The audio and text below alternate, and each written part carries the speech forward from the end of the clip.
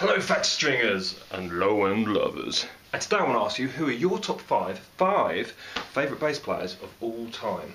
Now don't forget, music is subjective, my friends, and his 5 favourite bass players may be different to her 5 favourite bass players. And her 5 favourite bass players may be of a different generation to his 5 favourite bass players. So just remember that we are all part of the same low-end family and we're in this together. So no arguing. So in no particular order, here are my 5 favourite bass players of all time.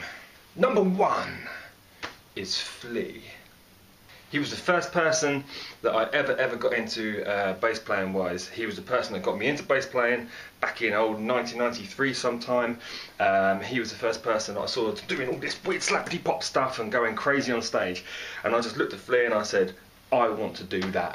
And I did, and it was cool, and I'm still enjoying it to this day. Seriously, Flea had so much positive energy. You couldn't help back then by being inspired by it. I mean, Flea's still Flea today, and he is still, extremely popular and extremely energetic. But back then there was a thing going on musically, and it was just it was good. Yes, number 1, Flea. Number 2, Les Claypool.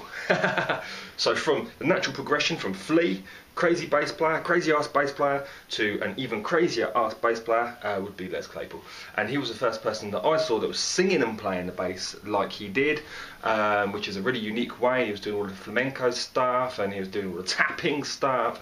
And Primus was just a very entertaining band, and yes, and Les Claypool is a very entertaining fellow.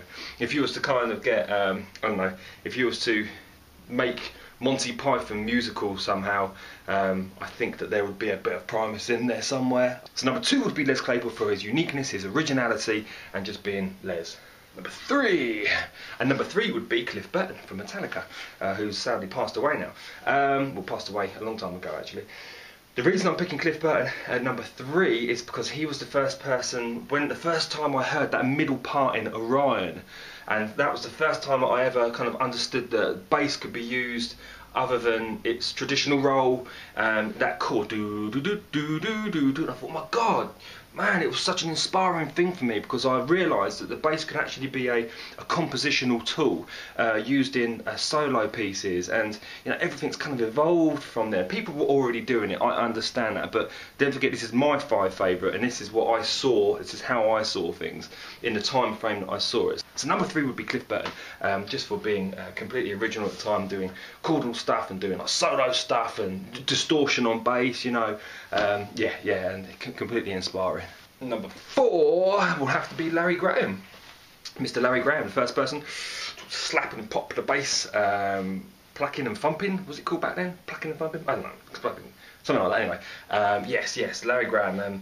If you haven't checked out any Sly and the Family Stone stuff and you want to check out some funk stuff, check out Sly and the Family Stone, definitely. Yeah, Larry Graham's the first person to do it, and he therefore went and inspired generations and generations of people to do it. And now slap and pop is a big technique on the bass guitar, very popular. So yes, Larry Graham, number 4. Number 5. Number 5 was difficult for me because I have so many inspirations. But number 5. Oh man. Okay then, so it could be Victor Wooten, it could be Jaco Pastorius, obviously, John Entwistle from The Who, Bootsy Collins, Phil Lynott. God, there's so many. But you know what? I'm going to go with Paul McCartney. That might seem strange to you, but Paul McCartney. After I got out of kind of like the grunge thing and the grunge funk thing and the funk metal thing that was going on in the early 90s, and then I went to study Beatles bass lines. It was then I realised what a genius Paul McCartney actually is. He plays these bass lines, but not only does that, he sings, he plays piano as well. He's a great musician, brilliant musicianship. But if you really pull Paul McCartney's bass lines apart and consider what else is going on musically, they are very unique and very unusual. There's a lot of stuff that he does which is just quick and unique, and little notes that just go in there and theoretically maybe shouldn't work, but they work, and it's just really unusual sometimes, Paul McCartney's bass playing. But not only that, he's the bass player to the Beatles, so he's going to have to go in there really.